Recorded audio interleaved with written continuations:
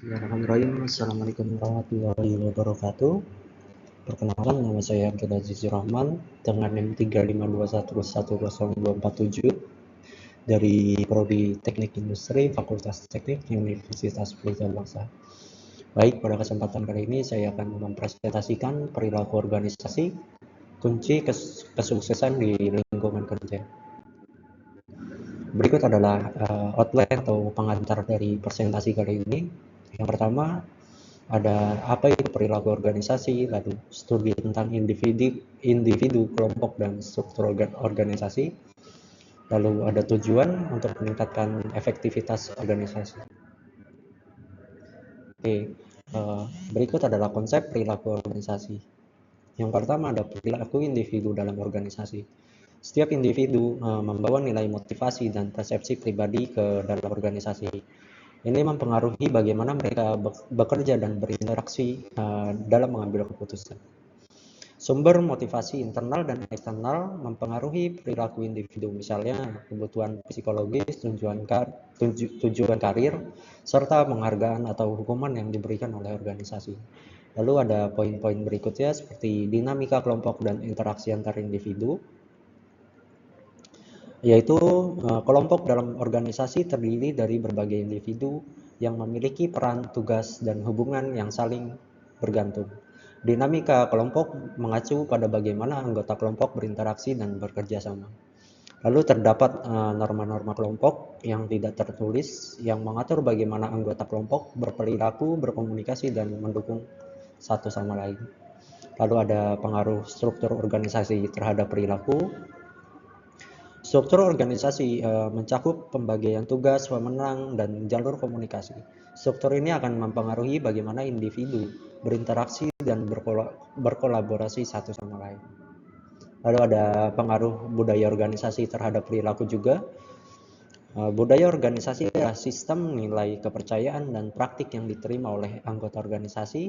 Ini mempengaruhi bagaimana orang berperilaku dalam lingkungan kerja itu sendiri. Sebuah budaya yang mendukung keterbukaan dan kolaborasi akan meningkatkan inovasi dan kerjasama antar individu dan kelompok sebaliknya.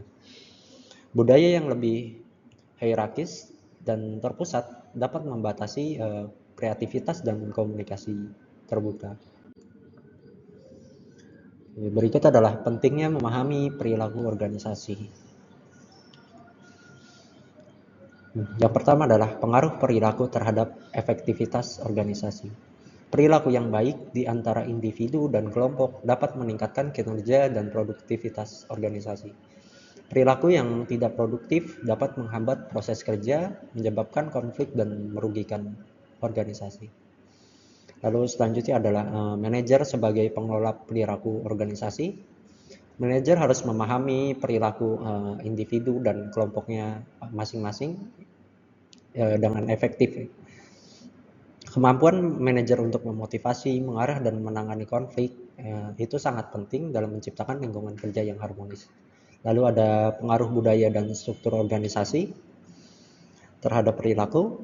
Budaya organisasi yang kuat dapat mempengaruhi nilai sikap karyawan serta cara mereka bekerja sama. Lalu ada struktur organisasi seperti hierarki dan pembagian tugas juga dapat mempengaruhi perilaku individu atau kelompok di dalam organisasi tersebut.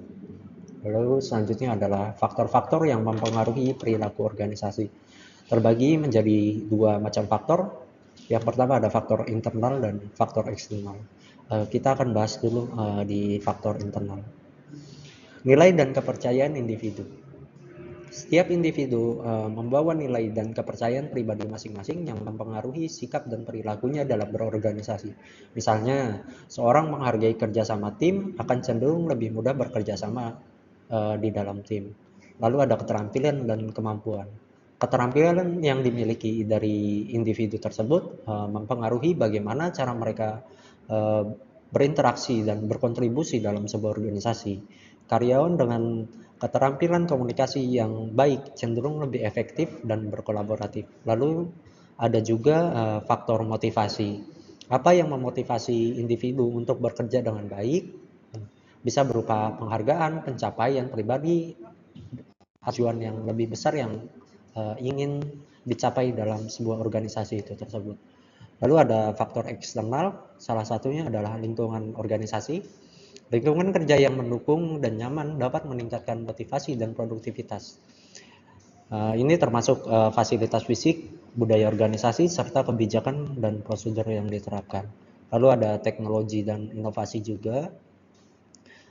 Teknologi baru atau perubahan dalam sebuah proses kerja dapat mempengaruhi berbagai individu dapat beradaptasi dalam organisasi. Teknologi dapat mempercepat atau mempermudah tugas, tetapi juga bisa menjadi tantangan dalam sebuah perubahan. Lalu ada kondisi emosional dan ekonomi. Faktor eksternal seperti keadaan ekonomi, regulasi pemerintah, dan kondisi sosial yang dapat mempengaruhi perilaku individu.